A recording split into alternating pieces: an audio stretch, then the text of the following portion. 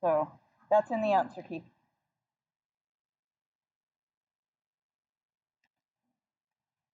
All right. So that was 4.2b. Where did we get to? 4.2c is just extra practice. Let's check how far we got in 4.2d.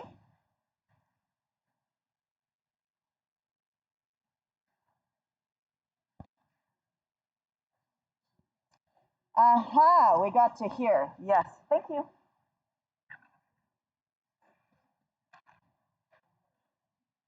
And we were looking at what happens.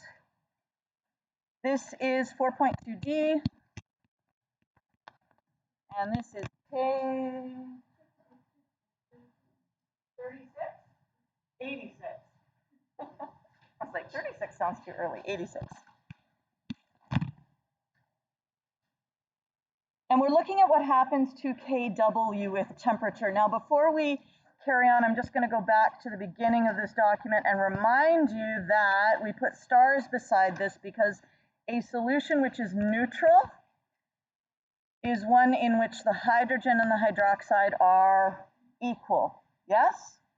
If we are acidic, then we have more H, and if we are basic, we have more OH. I'm going to magically make you forget that, even though it seems hard to forget, yes? But I'm going to do a magic trick by which, through deception and sleight of hand, I make you believe the opposite, okay? So try and keep that in mind and try and not be fooled by my magic trick, okay?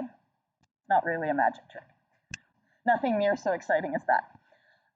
So we were on this table and we were looking as temperature is increasing, right? Because we go from 0 to 10 to 20, et cetera, et cetera. As temperature is increasing, Kw, all of these ones are 10 to the negative 15. So it's 1.14, 2.93, 6.81. So Kw is also increasing.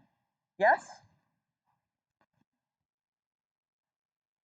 So Kw is increasing. So as temperature is increasing, is this us? Yes, it is. As temperature is increasing, the Kw is also increasing. And remember that Kw is H times OH, yes? So if Kw, if this is increasing, which way has the equilibrium shifted? It has shifted to the right. Therefore, where would the heat term have to be? We increased temperature and it shifted to the right. The heat term has to be on the left. So that's just a review of what was happening with our water when we increased the temperature. Do you remember how we got this formula? H plus is equal to the square root of Kw for pure water.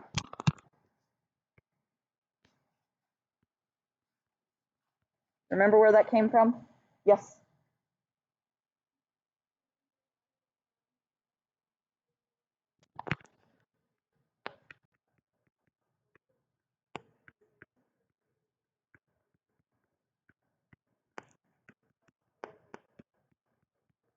Yes. So you just derive it from the fact that H plus and OH minus are the same in pure water.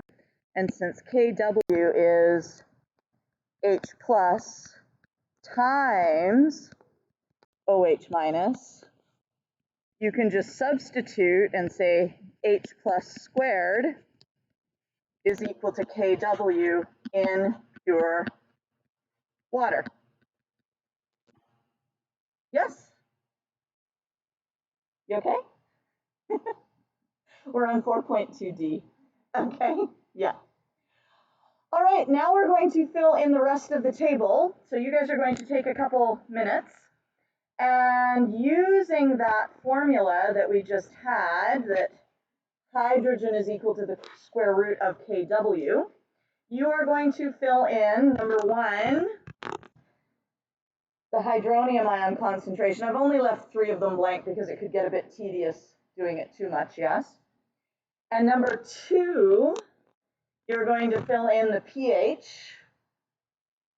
And then for 3 and 4, you can fill in the hydroxide and the pOH. So take a couple minutes and do that. I'm going to plug through them slowly myself, so once you get there, you can check my answers.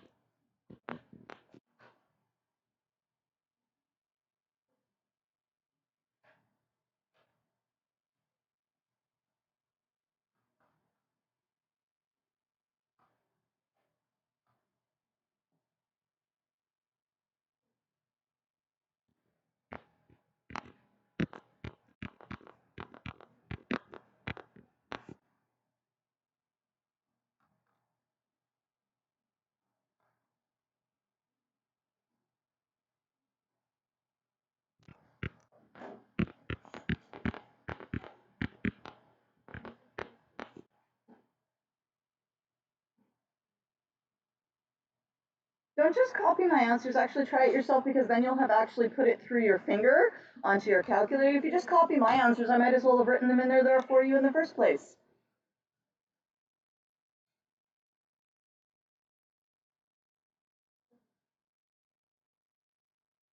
Yes. Well, where am I getting that number from? I'm getting it from here. This is a kW. Yes, and so 3 sig figs and 3 sig figs. Because I don't have a pH here, right? This is not pH, this is kW. If we did have a pH, it would only be after the decimal. Okay? pOH after the decimal. Anything where you've taken a log, it's after the decimal.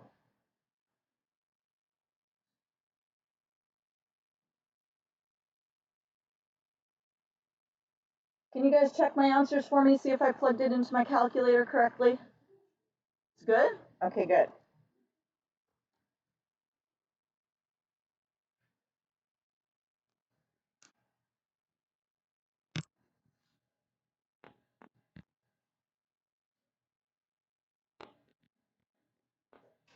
Did I get a number wrong?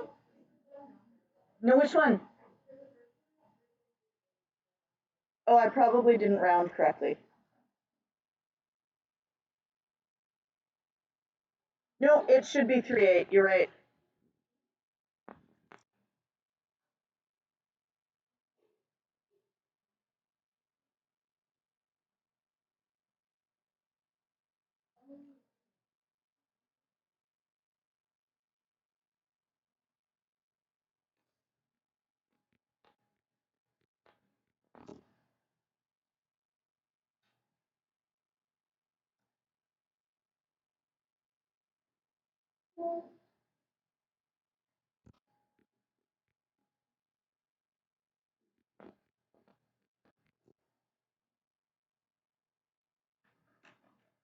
Did I get my answers correct here? Or are you still working? Okay. Yes? Yes. Oh, did you get a different value? 1.47 times 10 to the negative 14 square root. Oh, I inverted my numbers. It should be 1.21, not 1.12. Sorry about that. That should be 1.21.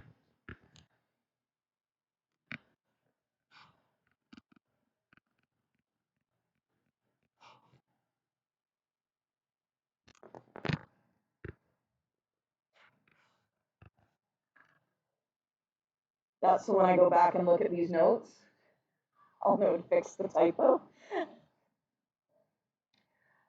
All right, so how are my pHs for those three? Are they correct?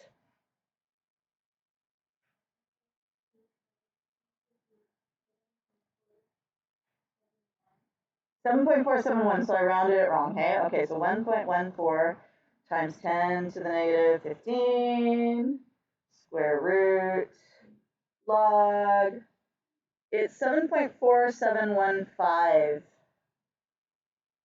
So it should be 7.472. Now, why do I have 4 digits in my pH?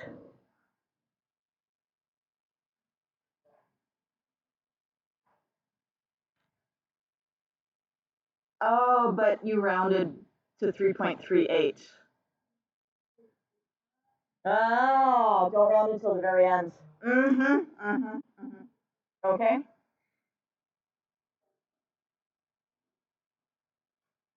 Okay. Why do I have 4 digits in my pH?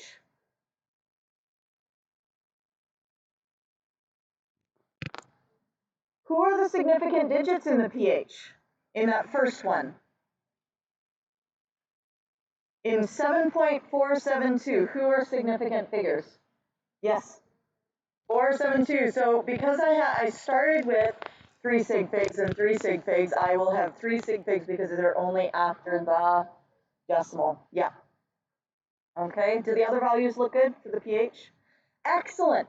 Now, that took a while. It's going to take me forever then, I guess, to find my concentration of hydroxide because we have to do all of them. It's the same. Yes, it is, because these two are equal to each other.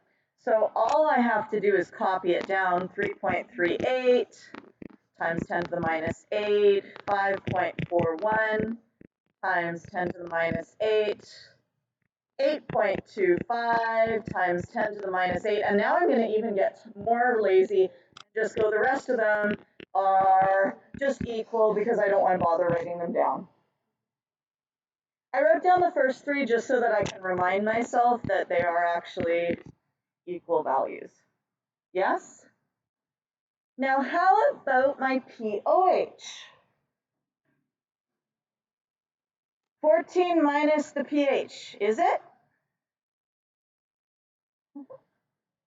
Well, let's see what happens if I do 14 minus 7.472. I get 6.528.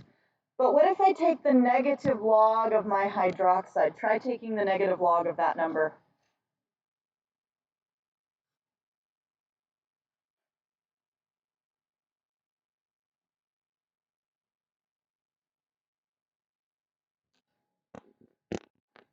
It's the same because if the concentration of hydrogen and hydroxide are the same, then the pH and the pOH are the same.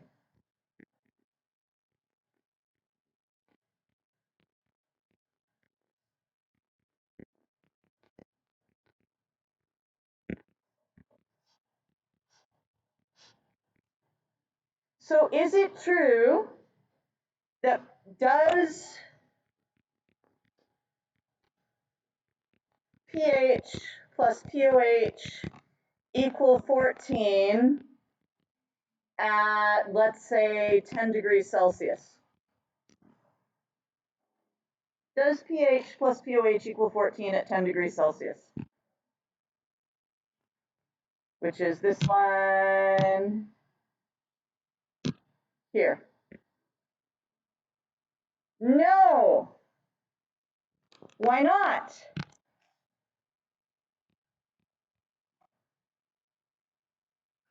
Where does that 14 come from?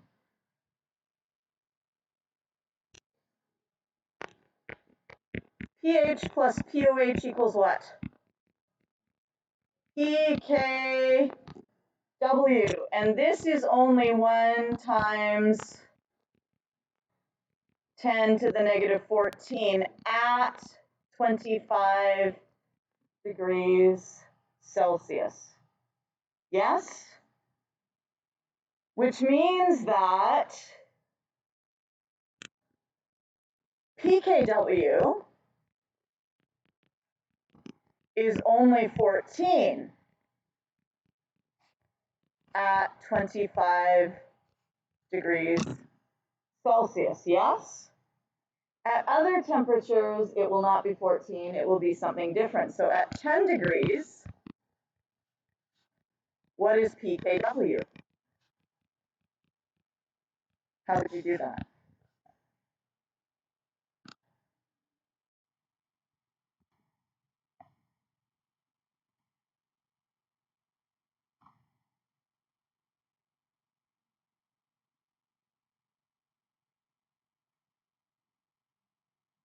Well, in order to find the P of something, what do?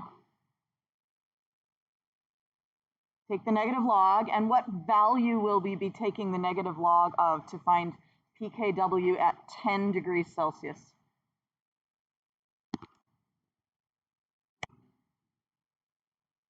We will be taking the negative log of kW at 10 degrees Celsius, which is 2.93 times 10 to the negative 15.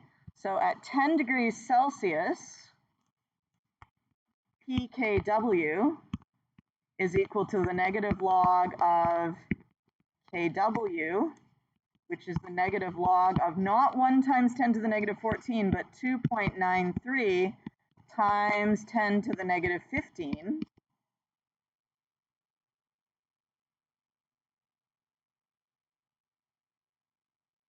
And we get 14.53.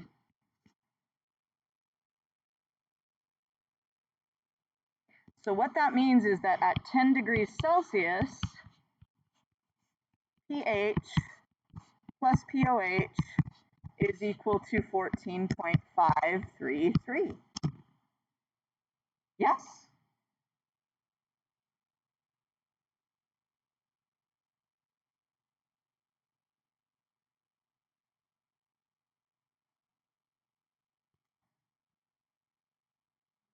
Okay, yes.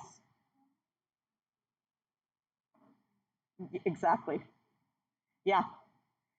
You can just add the pH and the pOH, as long as you know it's not going to be 14. And if you know the two are the same, that makes your life really easy, yes? Mm-hmm. I mean, these things are so interchangeable. There's so many different ways to solve a problem, right? You know that box, you can go like this, you can go like this, you know what I mean? Yeah. All right. Where did we get to? Okay, so is pure water acidic, basic, or neutral at 50 degrees Celsius? So let's go back and look at 50 degrees Celsius. So here's 50, and here is our pH, and the pH is 6.631.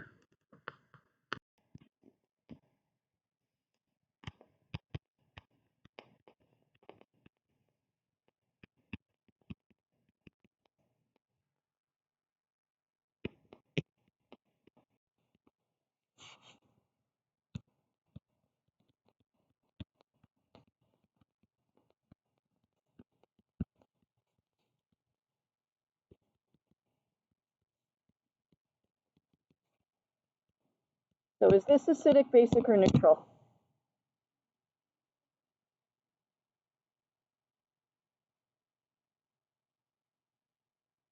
Tell your partner what you think.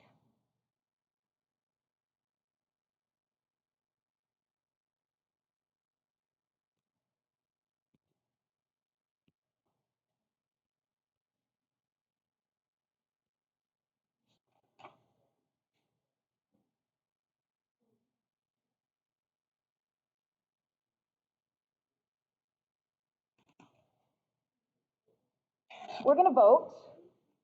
You can either vote A for acidic, you can vote B for basic, or you can vote, you do N by holding down these fingers with your thumb and then wrapping your first and second finger at the top. That is neutral. Okay, so is it acidic, is it basic, or is it neutral?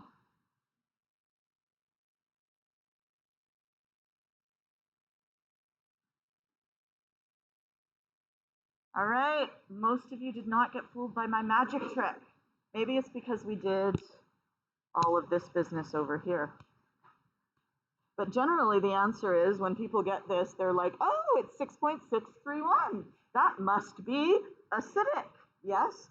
And if you hadn't just done that, so remember this when you're like, you know, going forward with things. If you haven't just done that, it would be really easy to say that it's acidic because you see pH, but pH 7 is only neutral at 25 degrees Celsius. So this is neutral because we have pure water, so concentration of hydrogen is equal to concentration of hydroxide.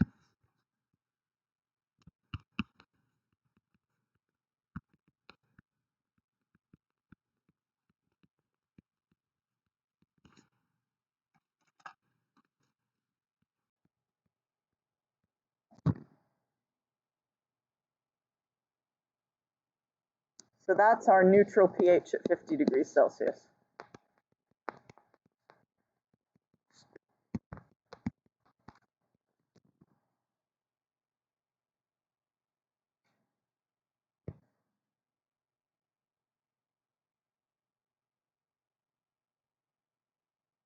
How are we feeling about that? Good? Good-ish? All right. 4.2e. This is our last little bit. And then we're done pH and pOH. And then we will do a quick journey into the world of Ka calculations, and then I'm just going to give you the rest of the class to work on stuff. Okay? These are really, really straightforward. What do you know about strong acids and strong bases? What do? They ionize how much? 100%. So if I said to you, what is the hydrogen ion concentration in 1.5 molar HCl, what that means is that I measured out 1.5 moles of HCl and I put it into 1 liter, yes? None of it, though, once it hits the water, stays as HCl, which is why I have put this in brackets. But of course, we end up with a 1-to-1 ratio. We get 1 hydrogen produced for every 1 HCl. And so the concentration of hydrogen is then just 1.5 molar. Could you find the pH of that?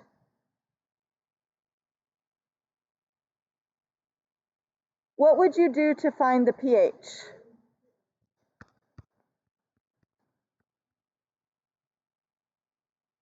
Negative log of hydrogen, which is the negative log of 1.5, which is 0.1718.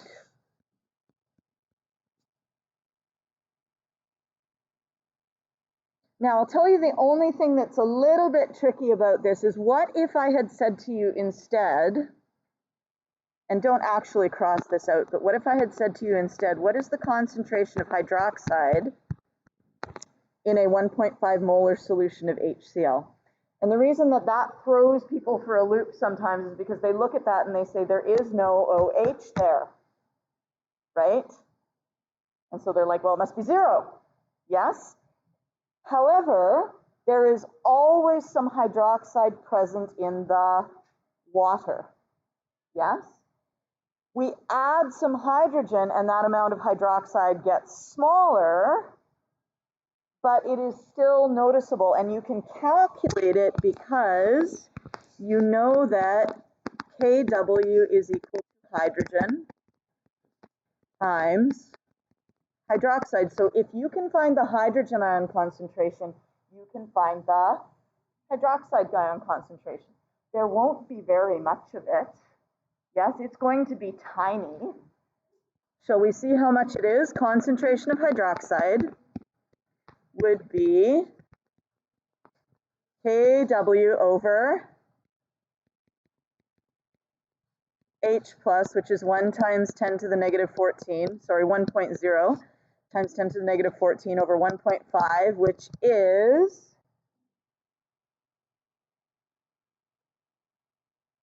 6.7 times 10 to the negative 15.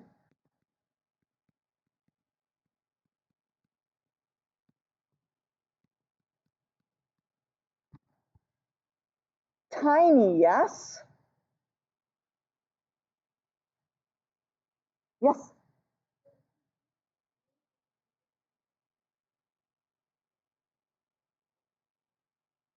At 25 degrees Celsius. And like, if it doesn't say anything, you assume it's at 25 degrees Celsius. If I'm not asking you about changing the temperature, just make the assumption that it's at 25. Good question, okay? So do you see how there will always be some hydrogen and some hydroxide, just because water has some, right? If we were to draw a concentration diagram,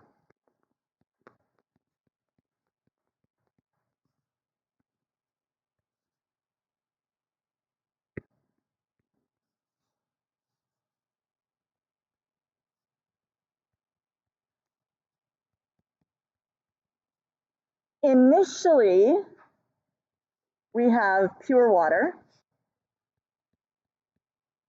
yes? And if initially we have pure water, what can we say about the concentration of hydrogen and the concentration of hydroxide? They are the same. So what I'm going to do is I'm going to draw them as similar as possible.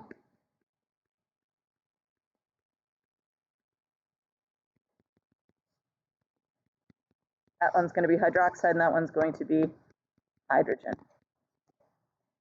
When I add HCl, what happens? The H goes up and then it goes down. Where does it end up? Higher than it was before, anywhere higher than it was before.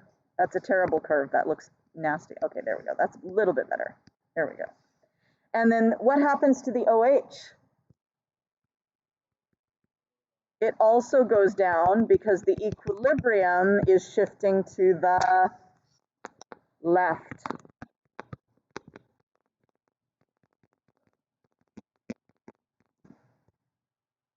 So if we increase the concentration of hydrogen, that's going to shift us to the left, which means we will then be using up hydrogen and we will be using up hydroxide.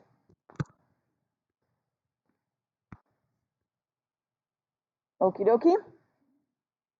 So, doesn't matter if I was to give you this base here I have a base, it's got hydroxide in it. What if instead of saying what's the hydroxide concentration, what if I said what's the hydrogen ion concentration? What would you do? First, you would find the hydroxide, because that you can just do by stoichiometry, right? So you can be like, okay, I've got BaOH2. When it dissociates, I get two OHs. So if barium hydroxide is 0.030,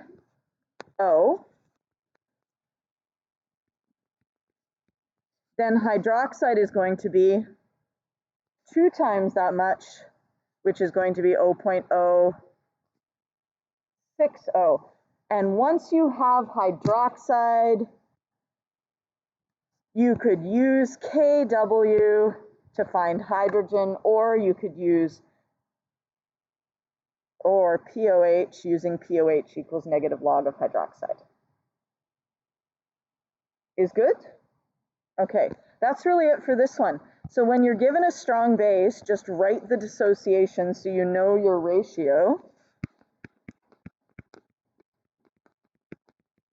Then you're going to use the mole ratio to find H plus if you have an acid, or OH minus if you have a base. And then just use the normal tools being Kw equals H plus times OH minus. You know, all the ones that are on that little chart, to find whatever you are being asked for. So it doesn't matter if you don't have any hydrogen in the compound, you can still find it using Kw. It doesn't matter if you don't have any hydroxide, you can still find it using kW. Yes? There is some practice here. This won't be a huge part of the quiz, but there might be a couple questions.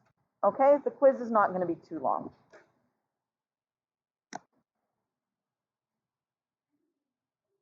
Now, when is break time? Break time is at 10:20. So before break, after break, you're just going to have work time.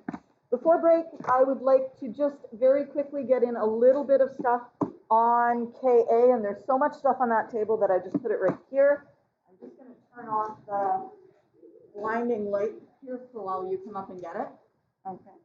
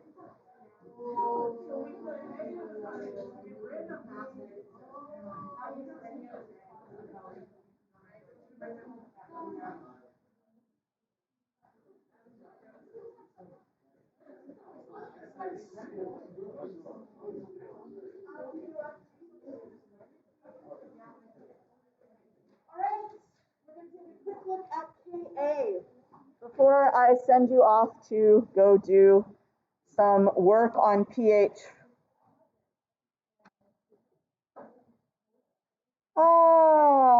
Add a page, insert, file printout, 4.3a.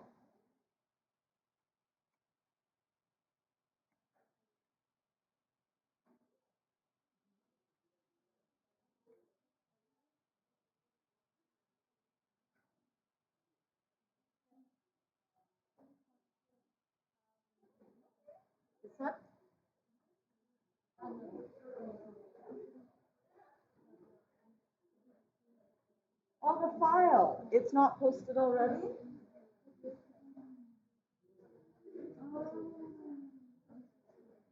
Okay. All right.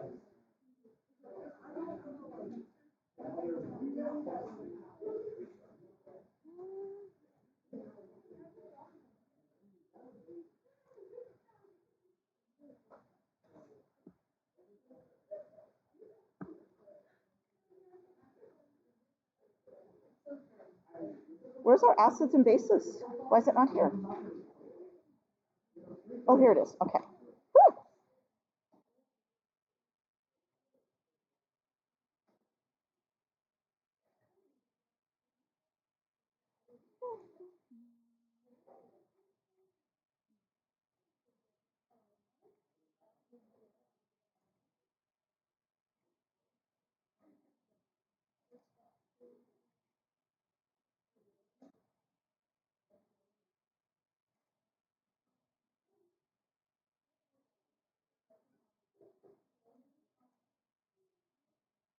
Okay. It should be there now.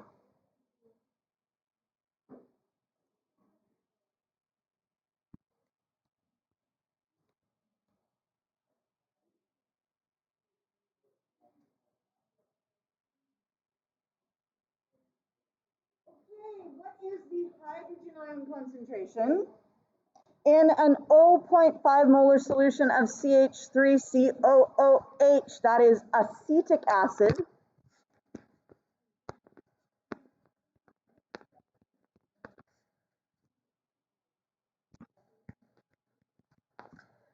Do you guys know what acetic acid is? Vinegar. I know, right? Salt and vinegar chips are still like my favorite. Oh, so good. It's one of those things you either love it or you hate it, I think. I don't know.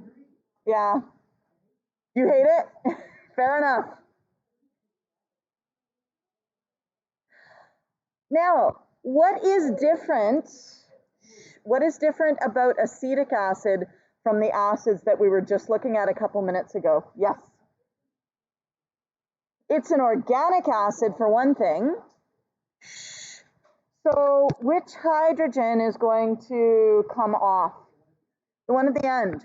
What else is different than, say, the HCl that we were looking at a moment ago? Those ones were strong. This one is weak. So anytime you are actually given an acid, you're going to have to decide, is it strong? In which case my math is really easy, you know, just wham bam, all done. Yes? Or is it weak, in which case we're going to have to use a little bit more sophisticated tools, okay? So it is a weak acid. It will not dissociate completely, but it will set up an equilibrium as follows. So you must write that equilibrium. It is worth 0.5 marks. Yes? The other thing you're going to have to write, just like when we did KSP, you wrote the solubility equilibrium equation. What else did you have to write? The KSP expression. So in this case, you're not going to be writing a KSP expression. You're going to be writing a Ka expression.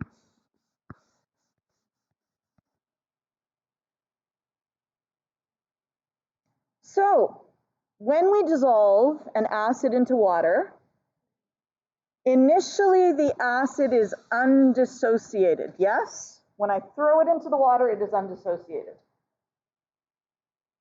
And then the system is going to shift to the right.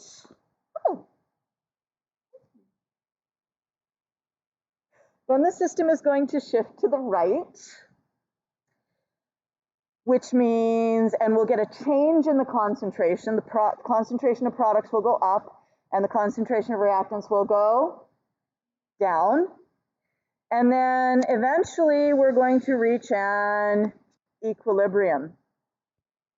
Does this put you in mind of what tool we should use? A rice table. Yes? Uh-huh. Look, and you can see this equation that you're getting 0.5 marks for is going to be part of your rice table.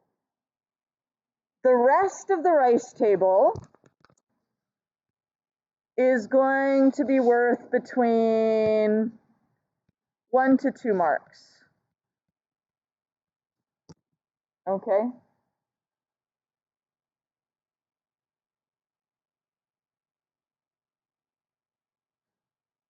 So in our question, we were told that we had 0.5 molar CH3COOH.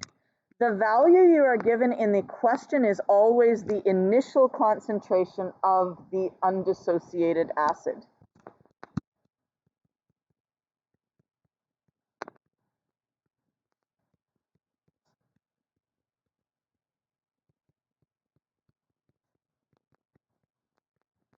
In other words, HA, okay? I'm just going to write it like that, like generic acid, the H is attached to the A, okay? So 0.5 molar is the original concentration of the CH3COOH. So we put that here. And when we initially put it into the water, how much is separated? How much is dissociated? None. Yes, it takes like a split second for that to happen, but in that initial instant when you put it in, these concentrations here, the initial concentrations of the dissociated acid are always 0.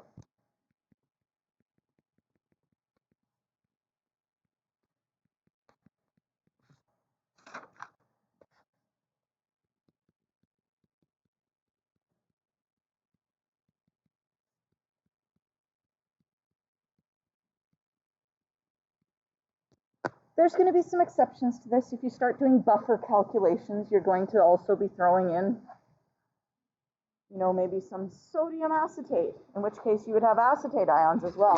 But we're not doing that right now, are we? So they're just going to be 0, okay? Now, because we have some reactants and no products, which way must the equilibrium shift? It must shift to the, we have some reactants, we have no products at all, therefore the system must shift towards the products to the right. Yes? Which means that the concentration of the products is going to increase. So in our change, we're going to put plus signs. And that means because it is shifting to the right, we're going to be using up reactants. So our change is going to be negative. And we were given absolutely no information about our equilibrium concentrations. Yes? It doesn't say the pH was 13 or whatever, which would tell us what the concentration of hydrogen was. We don't have any information like that. So these values have to be X, which means that our change has to be X. And everything is 1 to 1 to 1, so it's all X, X, X. Yes? And we end up with 0.50 minus X.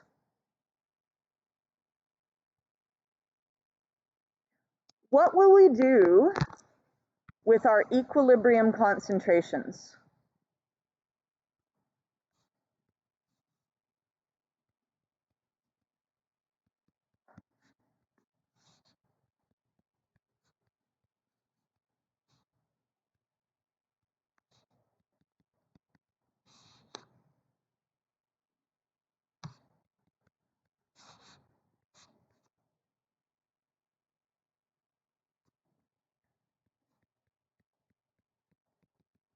What are we going to do with those?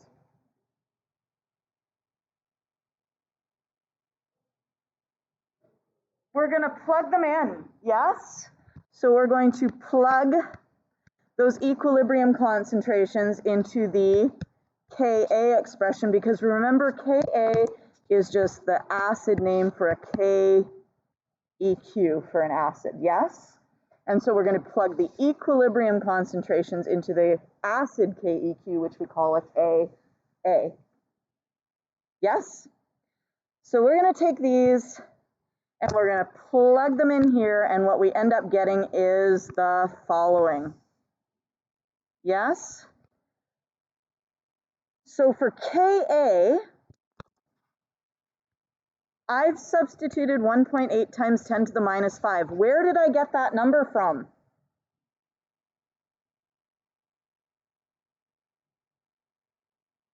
From the data booklet. Go look up the Ka value for CH3COOH, acetic acid, also known as ethanoic acid.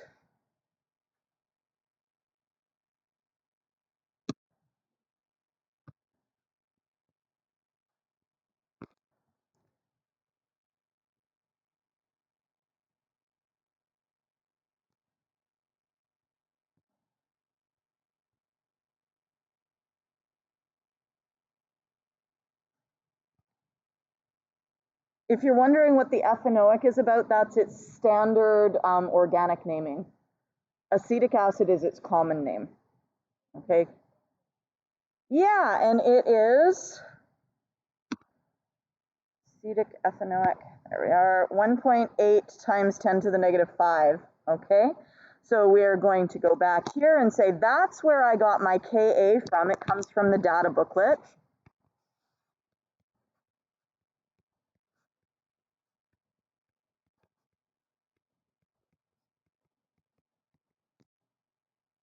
And then we put our equilibrium concentrations into here, and we get X times X, because those are our products, divided by our reactants, 0.50 minus X.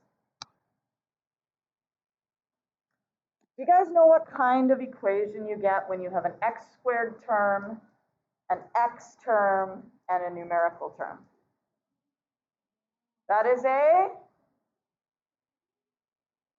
starts with Q.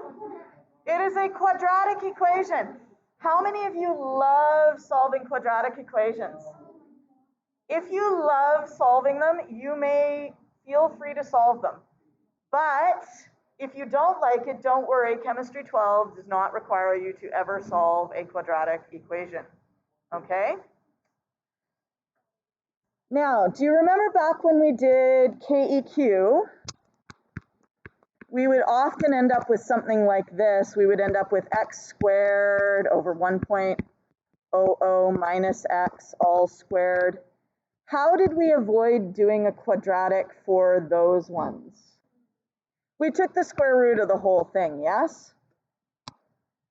Is that going to work here?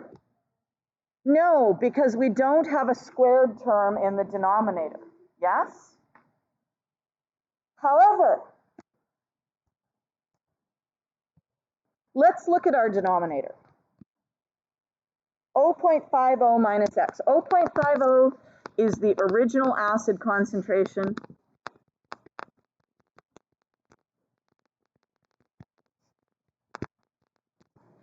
And x is the dissociated concentration.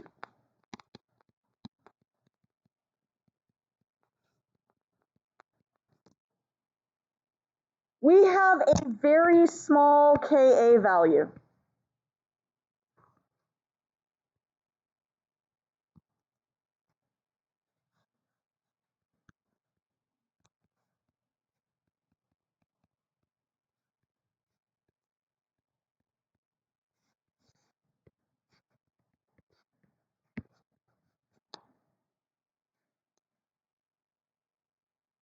If my Ka value is very small, what can you say about the dissociated concentrations compared with the undissociated concentration?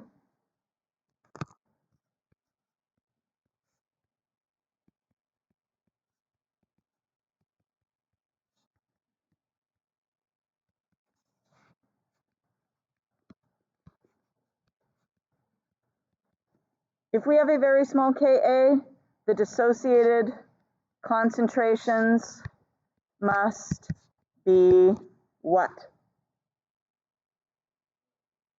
Very small.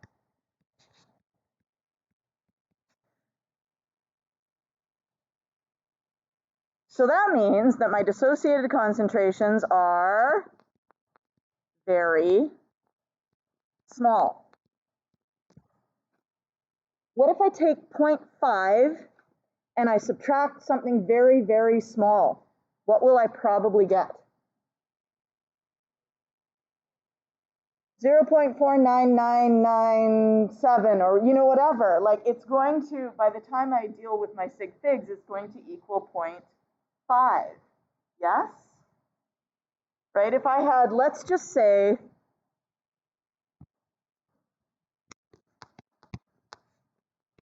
x, which is very small, is equal to 0.0001. If we take 0.50 minus 0.0001, what do we get? 0.4999. Do you remember your rules for adding and subtracting with sig figs? You go to the smallest or the first uncertain digit, yes? Which is right here. Yes, our uncertain digits are there and there, or you go to the smallest number of decimal places if you prefer that rule, okay? And so you're going to be rounding to there. So what would this round to? 0.50. So look, I started with 0.5, and what did I finish with? 0.5.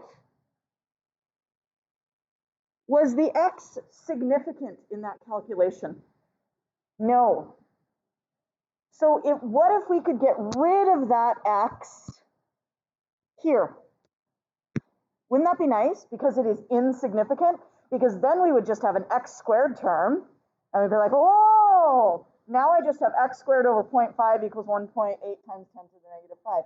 So that is what we do in acid calculations to avoid a quadratic equation, okay? So we are going to write an assumption. We're going to write assume x is insignificant, or there's another way of writing it as well. You can say assume x is much, much less than whatever molar, and that would be the original acid concentration.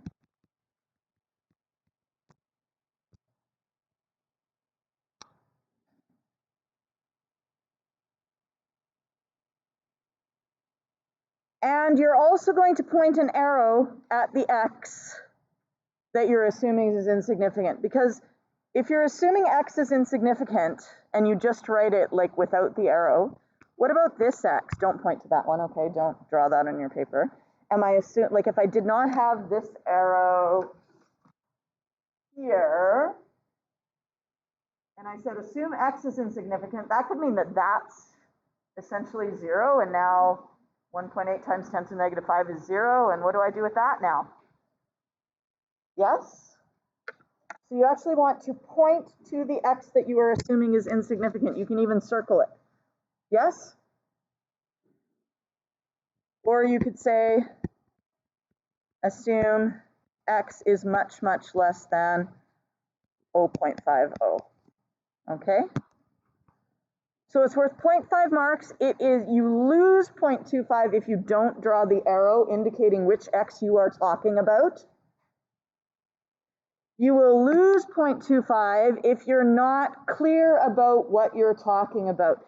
And what I mean by that is, I don't know, people just leave the noun out of their assumption. They're just like, assume much, much less than 0.5. Or assume insignificant.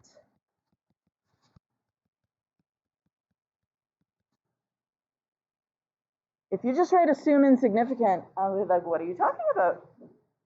Yes? Are you assuming that the elephant in the room is insignificant?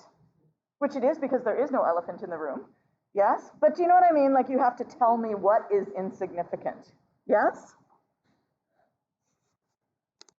All right, so if we make that assumption, then we have some lovely, lovely, easy math, okay? Watch this. Oh my gosh, how beautiful is that? And it actually, if you just plug things into your calculator at this point, I have a tendency to show all the work so that you can see, you know, if you make a mistake, where you made the mistake. But if you just want to go straight from here to here, you could do that. Do you know what I mean? However, we solve it. We solve for x and we get 3.0 times 10 to the minus 6. Well, you got to go back to the question now and say, what was the question asking me for, and what the heck is x? Yes? What was the question asking me for? What is the hydrogen ion concentration? What was the x? How handy. X was the hydrogen ion concentration. So I've actually finished solving this problem, right? And the only thing that would be left for me to do would be for me to say concentration of hydrogen is equal to 3.0 times 10 to the negative 6.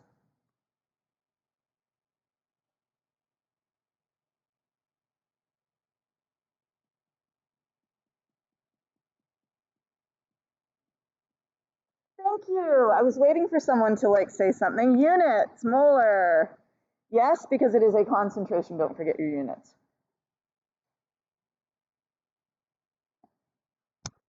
One last example and then we'll take our break, okay? And let me grab this. All print screen. I'm going to recommend that rather than just watching this here, that you actually get yourself a blank piece of paper and follow along. Okay. Does anyone need a blank piece of paper? I got lots.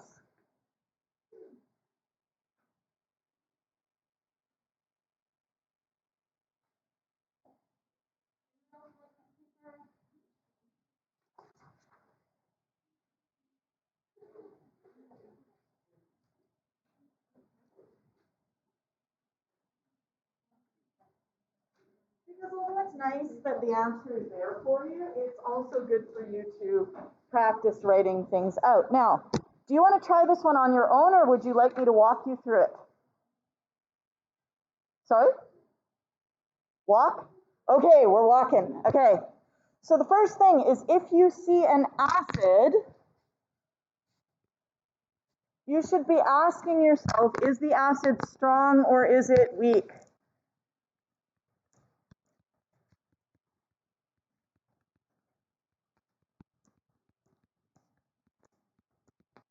Where will you find that out? On your table. Let's go find out. Go look it up for me.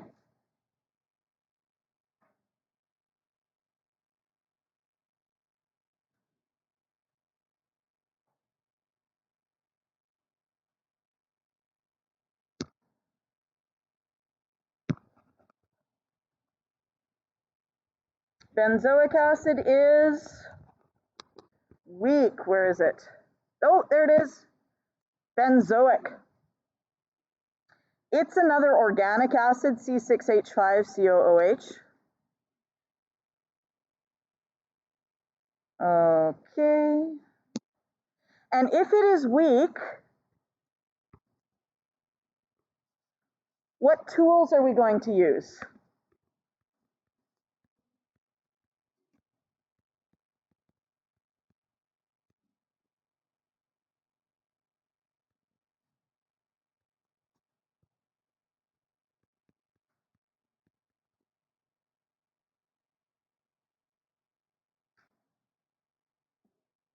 We must use a rice table. And if it's weak, you must use Ka. What if it was strong? Just associate and use the mole ratio, yes?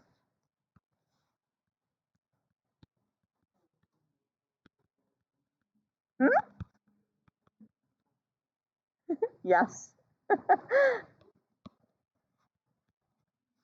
Not on the quiz tomorrow. On the quiz tomorrow, there's no Ka. Okay? Ka you get to study over the break. Okay, and there will, for those of you who weren't here at the very beginning class, there's a test on Friday of the week back. Okay, on all the stuff we've done in acid base up till tomorrow. January 7th, I think it is. Yeah. Okay. It's going to be a little bit shorter than other tests because it's on a Friday. It has to be. Yes. But it's a bit of a shorter, it's like a half a unit. And it's the shorter half of the unit. So it's okay that it's a little smaller. Yeah. A little smaller, a little easier than maybe like the second part of acid base, which we will do in January. Okay. Woo, I know. Oh, and just wait. Aren't you guys lucky you don't have electrochem? Because the two hardest units in the year are acid base part 2 and electrochem. So you get off a little easier this year. All right. So we need to use a rice table. So we're going to write down our R, I, C, E. And we have benzoic acid, C6H5COOH. Just because I can, and because I just want to show you what it would look like if I had my water in this equation, I'm going to do that just for this one. You are not required to do so, but you should be familiar with it. C6H5COO minus plus, who's my other product? H? H3O plus, which you don't have to put the H2, but we're going to do this example with it so that you get used to seeing it both ways. Yes? All right, there's our reaction, our initial concentrations. Do we know any of our initial concentrations? We know 3 molar. What is 3 molar? That would be our C6H5COOH. Yep, so that's 3, just 10 molar. What's the concentration of water? Water is a liquid. It does not have a concentration. So we can just kind of scribble that out so we don't worry about it. What is the initial concentration of benzoate, the C6H5COO minus?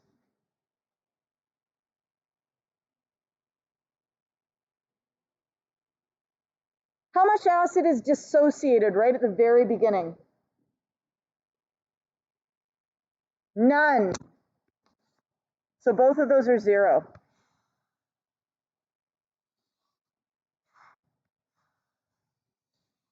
Are we given any information about any equilibrium concentrations?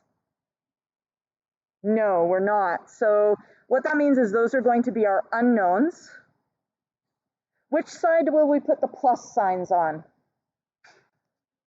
On the right, so that's going to be plus, and that's going to be minus. What am I going to put in there for my changes? X. And it's all just 1 to 1 to 1, so that's really nice. And we're going to go 3.0 minus X, X, and X.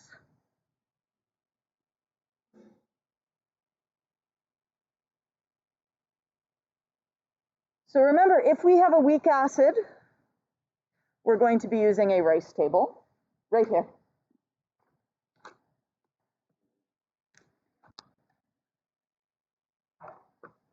We're going to be using a rice table. And what's the other tool that we will be using?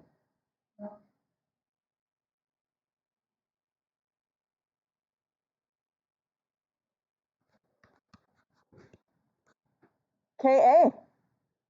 If you have trouble remembering that, what I want you to do is I want you to picture a crow out on the road and somebody has spilled a bag of rice. And what does the crow say when he sees the rice? Caw, caw. So if, and the reason there's rice on the ground is that someone, like this little old lady who is very weak, she dropped the rice on the ground. Yes? So if you have a weak acid, the crow comes along and says, caw, caw, because there's rice on the ground. So weak, you use rice, and Ka, caw. Okay? It's a weird place in my head. All right. So Ka, you need to write the expression. So products over reactants are products, C6H5, COO minus, times H3O plus, over C6H5, COOH. Do I put my water in there? No, because it's a liquid. What do I do now?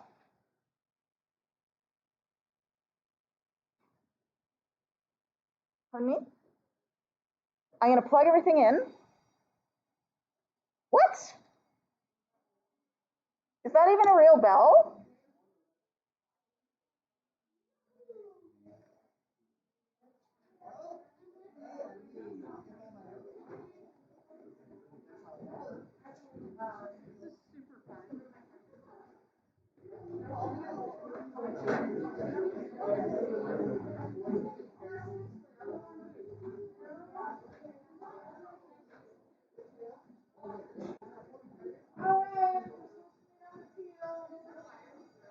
No. Let's go.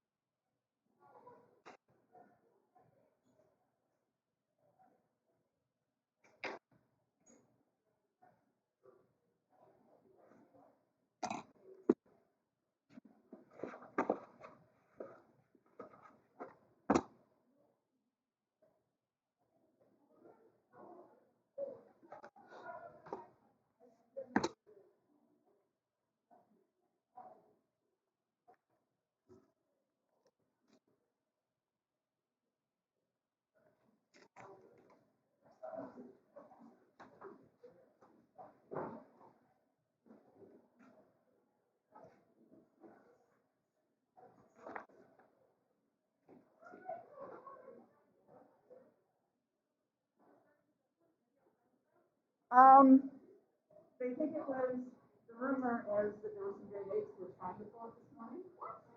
So, and then they got caught doing that. So the thought is that they were probably saving up to buy that.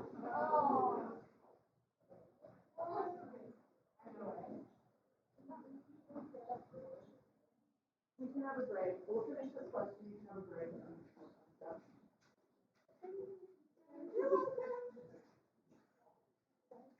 Hi.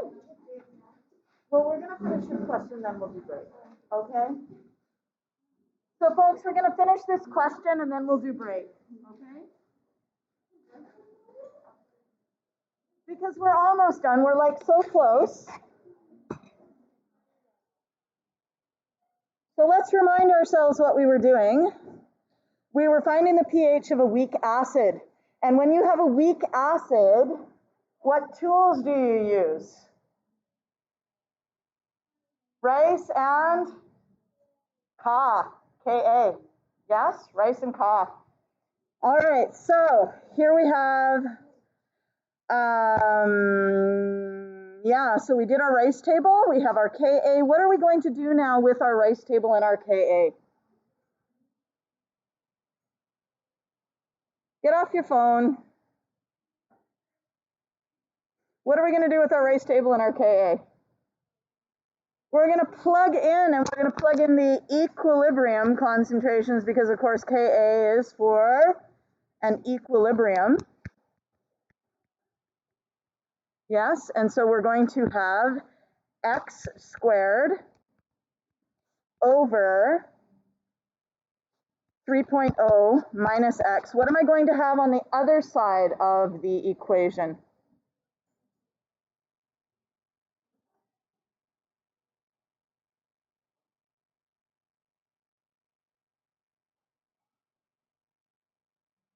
You guys are killing me. You're going to put in the Ka. Where are you going to find the Ka? On the table. Oh my goodness. Okay, let's go look. Oh, benzoic, 6.5 times 10 to the negative 5. Excellent. 6.5 times 10 to the negative 5. And, uh-oh.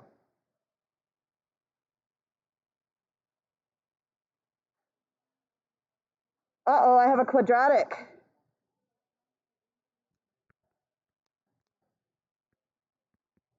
Assume x is insignificant.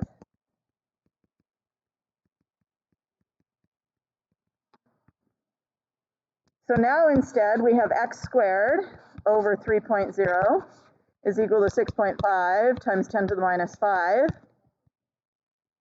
So 3 times 6.5 times 10 to the minus 5 is x squared.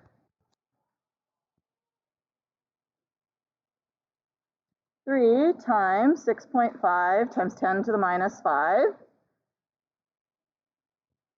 So x squared is 1.95 times 10 to the minus 4, and x is going to be the square root of that, which is 0.01396. What was the question asking us for? It was asking us for pH. What is x? Yeah, it's the concentration of hydronium, yes?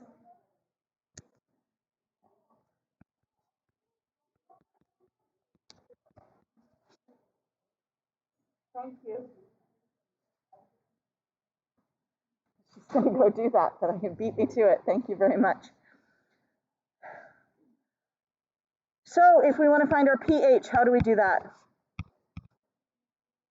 We take the negative of the log of, in this case, we're going to write hydronium, which is the negative of the log of 0.01396.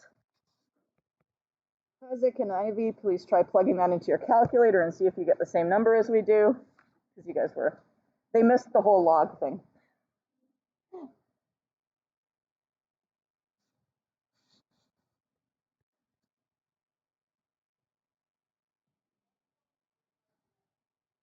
855. Now, anything else we need to do? Any units or sig figs? Sig figs, how many? 2. So it's going to become 1.86. Or actually, no, because it's 0.8549. Oops. So it's going to be 0.85. And that's it. And we're going to spend the rest of class working on pH practice. So you're going to be working on 4.2a, B, D, and E. Why did I leave out C? Because C is just extra practice if you need it. Okay? If you would like to take your break right now, you may do so. If you would like to just have some time to work when I'm here to answer questions, you can also do that. It's up to you. Okay?